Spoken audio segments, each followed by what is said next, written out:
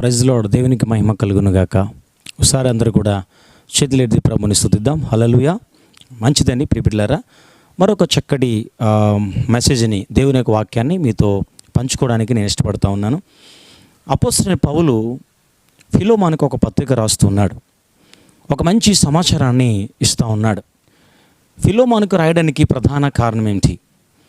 ఫిలోమోను చాలా మంచి అద్భుతమైనటువంటి క్రైస్తవుడు. ఫిలోమోను చాలా ఎన్నుకోదగబడినటువంటి ఒక మంచి క్రైస్తవుడని, ఒక మంచి దేవుని బిడ్డని కూడా ప్రభుని బట్టి మీకు తెలియపరుస్తున్నాను. కాబట్టి ప్రియ దేవుని బిడ్డలారా, ఫిలోమోను రాయడానికి కారణం ఏంటంటే, ఫిలోమోనుకు ఒక పత్రికను అపోస్తలుడైన పౌలు బందీగా ఉన్నప్పుడు ఒక పట్టణంలో పట్టబడి దేవుని యొక్క సుదీర్ఘ ప్రయాణంలో, స్వాత ప్రయాణంలో అతడు ఒక చక్కటి సత్యాన్ని బోధిస్తున్న సమయంలో అనేక మంది వారిని ఈడ్చి బంధించి అరెస్ట్ చేసి అతన్ని ఖైదులో ఉంచారు. చాలా నిర్బంధించారు. నిఘా నిర్బంధంగా ఏ విధమైనటువంటి అతన్ని బయటికి పారిపోకుండా ఒక బలమైనటువంటి నిఘా కలిగినటువంటి అతన్ని నిర్బంధించారు. ఆ సమయంలో ఒక మంచి పత్రికను ఫిలోమోనుకి రాస్తున్నాడు. ఆ సమయంలో కూడా ఎందుకు అంతటి శ్రద్ధ చూపుతా ఉన్నాడు? ఎందుకు ఫిలోమోనుకి అంతటి బాధలో ఉండి కూడా, పట్టబడినప్పుడు కూడా ఒక లెటర్ని రాయడానికి గల కారణం ఏంటంటే, ఈరోజున అందరూ పరిశీలించాలి.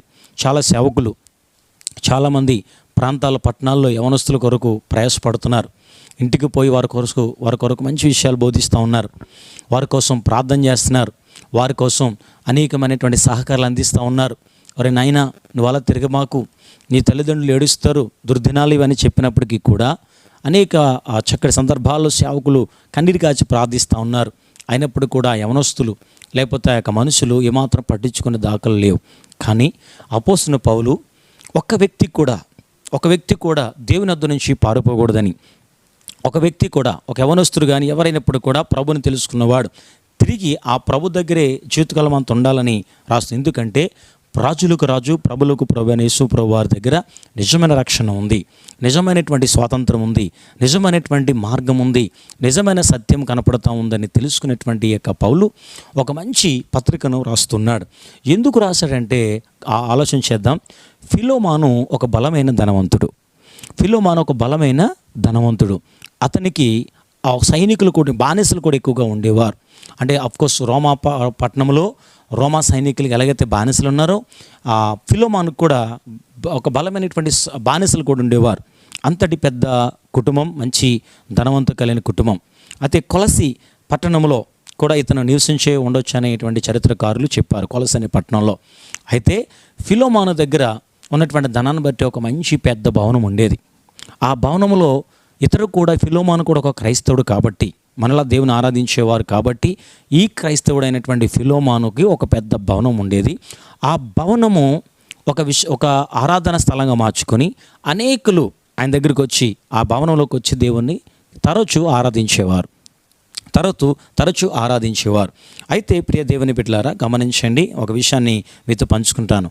అయితే అతని ఇంటిలో ఉన్నటువంటి ఒనేసిము అనేటువంటి ఒక వ్యక్తి, అతని ఇంటి దగ్గర ఉన్నటువంటి ఒక ఒనేసిము అనే ఒక వ్యక్తి, అతను కూడా ఒక క్రైస్తవుడు.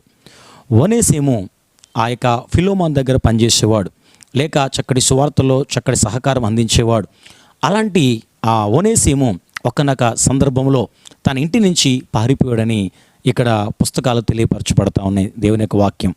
అతని ఇంటి నుంచి పారిపోయి ఖైదులో ఉన్నటువంటి ఆ యొక్క అపోస్తలుడైన పౌలు దగ్గరికి చేరాడనే విషయాన్ని మరి ఇక్కడ మనకి క్షుణ్ణంగా తెలియపరిచారు చరిత్రకారులు.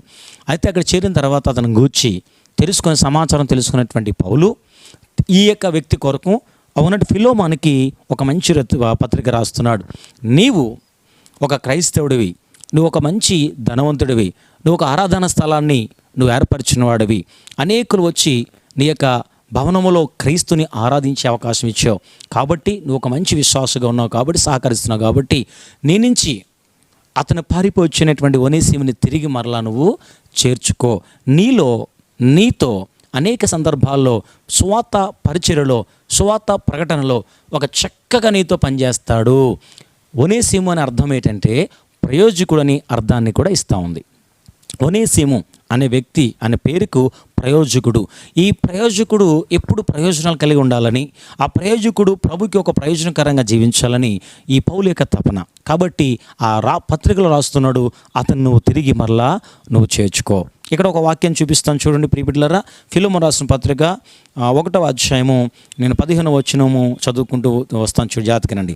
అతడికి మీదట దాసుడుగా ఉండక దాసుని కంటే ఎక్కువగా ఉండేవాడును, ప్రియ సహోదరుడు అను, విశేషముగా నాకును శరీర విషయమును ప్రభు విషయమును మరి విశేషంగా నీకును ప్రియ సహోదరుడుగాను నీ యొద్ద ఎల్లప్పుడూ ఉండుటకే కాబోలు అతడు కొద్ది కాలము నిన్ను ఎడబాసి ఉండెను. ఎంతకాలం కొద్ది కాలము ఎడబాసి ఉండెను. కాబట్టి నీవు నన్ను నీతో పాలువానగించినడలా నన్ను చేర్చుకున్నట్టు అతనిని కూడా చేర్చుకో అని రాస్తున్నాడు. అంతటి శ్రద్ధ ఒనేసి మీద ఎందుకు అంత పౌలుకి? ఈ రోజున సమాజంలో సంఘాల్లో చూస్తే కనుక పిల్లరా దేవుని వద్దకు వచ్చి మరలా దేవుని వద్ద నుంచి పారిపోతున్నారు. దేవుని హత్తుకొని మరలా దేవుని విడిచిపెడతా ఉన్నారు. మరలా దేవునితో చక్కటి పాలుభాగస్తులు అవుతూ దేవునికి దూరం అయిపోతున్నారు. దేవుని ప్రేమిస్తానని చెబుతూ దేవుని ద్వేషించేవారు అనేక మంది ఉన్నారు. యేసుప్రభువులో ఒక చెడ్డ గుణం ఏమైనా ఉందండి పిల్లరా? యేసుప్రభు సన్నిధిలో కానీ సేవకుల యొక్క మంచి ప్రార్థనలు కానీ ఎక్కడైనా మోసాలు ఉన్నాయా? లేవు. నీకోసం పరితపించి దివారాత్రులు కన్నీరు కాచి ప్రార్థిస్తూ పాడవకూడదని, అపవిత్రం అవ్వకూడదని, తిరిగి నువ్వు పాపంలో కలగకూడదని, తిరిగి నువ్వు నాశనం కాకూడదని ఈ యొక్క తపన పడుతున్నటువంటి సేవకులండి ఈరోజు. అలాగే అపోస్తలుడైన పౌలు కూడా అంతటి శ్రద్ధతో ఒనేసిము నిమిత్తము ఇక్కడ రికమెండ్ చేస్తూ ఉన్నాడు. ఎవరికి? ఫిలోమోనుకి. అయితే నన్ను చేర్చుకున్నట్టుగానే అతను కూడా చేర్చుకో. అతడు నీకు ఏమైనా నష్టమైనను కలిగజేసిన ఎడలను చూశారండి. ఒకవేళ ఒనేసిము నీకేదైనా నష్టం కలిగించాడా? ఇంటి నుంచి పారిపోయినప్పుడు దొంగతనం చేశాడా? నీ సొత్తును పట్టుకుపోయాడా? ఒకవేళ లేకపోతే నీతో కలహం పెట్టుకున్నాడా? ఒకవేళ ఏదైనా నష్టమైన చేసినడలా, నీకు ఏమైనా రుణమున్నడలా అది నా లెక్కలో చేర్చుము అని అంటూ ఉన్నాడండి. నేను ఖచ్చితంగా నీకు తిరిగి చెల్లిస్తాను, కష్టమైనా ఎంతైనా. కానీ ఎట్టి పరిస్థితుల్లో కూడా అతన్ని నువ్వు దూరం చేయొచ్చు. ఒనేసిము నీకు జత పనివాడుగా నువ్వు చేసే చక్కటి పరిచర్యలో, నువ్వు స్వాత ప్రకటనలో నీకు మంచి ప్రయోజకుడిగా పనిచేస్తాడు. ఇలాంటి వ్యక్తిత్వం కలిగిన వాడు ఒనేసిము. కాబట్టి ఏమాత్రం కూడా నువ్వు విడిచిపెట్టవద్దని ఈ యొక్క చక్కటి పత్రికలో రాస్తూ ఉన్నాడు. నీకు రుణమైన ఎడల అది నా లెక్కలో చేర్చుము. పౌలను నేను నా స్వహస్తములతో ఈ మాట రాయిచున్నాను, అది నేనే తీర్తును, నేనే ఆ యొక్క అప్పును తీరుస్తాను అని ఎంత శ్రద్ధతో ఒక వ్యక్తి, పారిపోయిన వ్యక్తి కోసం అపోస్తలుడైన పౌలు రాస్తూ ఉన్నాడండి. ఎందుకు అంత శ్రద్ధ అంటే చూడండి, ఇతడు ఎప్పుడైతే ప్రభువు చేత పట్టబడ్డాడో, ఎప్పుడైతే ప్రభు యొక్క హస్తంలోకి వచ్చాడో, లేక ప్రభు యొక్క నీడలో వచ్చాడో, తనకున్నటువంటి బ్యాక్గ్రౌండ్ అంతా కూడా ఆయనకున్నటువంటి ప్రతి మలినాన్ని, ప్రతి పాపాన్ని ఒక్కసారిగా సమాధి చేసిన ఆ గొప్ప వ్యక్తిత్వం కలిగిన వాడు అపోస్తలుడైన పౌలు. అందుకే ఉండలేక ఏ ఒక్క వ్యక్తి కూడా నశించిపోకూడదు, ఏ ఒక్క వ్యక్తి కూడా పారిపోకూడదు, ఏ ఒక్క సహోదరుడు కూడా క్రైస్తవుడు అనబడిన వాడు క్రైస్తవుడు అనగా క్రీస్తు దగ్గరే ఉండాలి తప్ప మరలా అపవాది దగ్గర వెళ్ళకూడదని తపనతో కన్నీరు కాచి అంతటి బాధలో ఉండి కూడా అపోస్తలుడైన పౌలు రాస్తూ ఉన్నాడు. ఈ రాజు నీ కోసం అనేక మంది సేవకులు ఎంతగా తపన పడుతున్నారో తెలుసా? అది నీకు తెలీదు. నీకోసం ప్రార్థన చేయట్లేదని, నిన్ను పట్టించుకోవట్లేదని, నీ పేరు మైక్లో పలకలేదని నువ్వు కోపగించుకొని వెళ్ళిపోతా ఉన్నావే. కానీ నీ కోసం తపన పడుతున్నాడు. నువ్వు అప్పగించబడతావు, సైతానికి ఏమని భయపడుతున్నాడు, నువ్వు సాతాను వల్ల పడిపోతావని, నువ్వు యొక్క మందు ఆ యొక్క ఉన్నటువంటి పాపలోకంలో పడిపోతావని, నీ మద్యానికి సేవించి నీ ఇంటి వారికి దూరం అయిపోతావని తపన పడేవాడు సేవకుడు కదా. ఆ సేవకుని విషయంలో దూరంగా జీవిస్తావా? దేవుని బిడ్డ ఒనేసిముని చేర్చుకొని పత్రిక రాస్తున్నాడు. అలాగే నిన్ను చేర్చుకోమని సేవకుడిగా నేను తెలియపరుస్తూ ఉన్నాను. నువ్వు ఎక్కడైతున్నావో, ఏ చోటనైతున్నావో, నీ దగ్గరలో ఉన్నటువంటి మంచి మందిరానికి పోయి మరలా తిరిగి సేవకుల దగ్గరికి పోయి నీ బాధను చెప్పి అక్కడ దేవుని మోకరించి నీ పాపాలు ఒప్పుకొని ప్రభుని మహిమపరచు. నీకు మొత్తం ఇల్లంతటిలో దేవుడిని నమ్మకమైన వాడగించుతాడు. దేవుడి మాటలు దీవించి ఆశీర్వదించునుగాక.